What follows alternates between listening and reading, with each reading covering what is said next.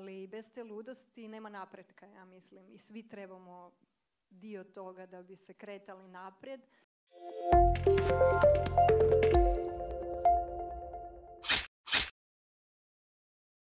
Mene ta tema igre, kako ste se nasmijao, od uvijek fascinirala kad sam na sceni i kad sam u igri, kad živim u trenutku. Inače ne uspijevam, tako da zato je to valjda jako važno za mene.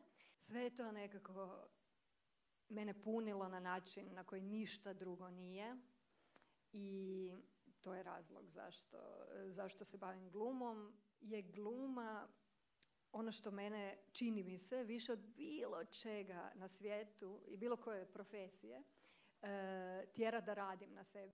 Je teško i izazovno bilo pomiriti se s tim izlaganjem.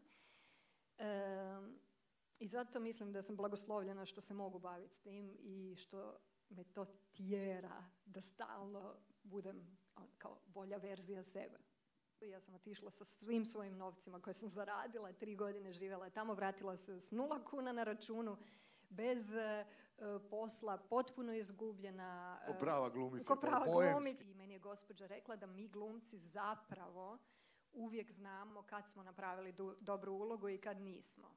Kad je ona meni to rekla, to je meni negdje ostalo, ja sam njoj povjerovala jer je žena u pravu. Kad ja ne pokušavam misliti na druge, nego kad mislim na sebe, ja napravim posao najbolje moguće.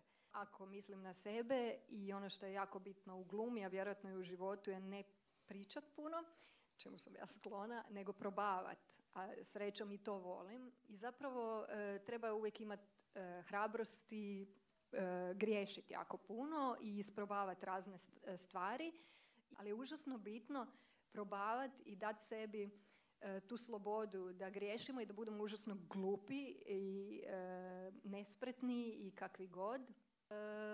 I isto tako sam naučila da volim imati tako lude ljude oko sebe, zato što postoji racionalni dio mene koji kaže ne možeš, ovo je ludo što radiš, ali bez te ludosti nema napretka, ja mislim. I svi trebamo dio toga da bi se kretali naprijed. Moj profesor govorio da talent nije ti si za nešto talentiran, nego ono što ti osjećaš da moraš raditi, za to si talentiran zapravo. Moj savjet svakom ko se želi baviti bilo čime, pa i glumom, a ima nešto što ga koči, a sigurno će imati, je da ode na psihoterapiju.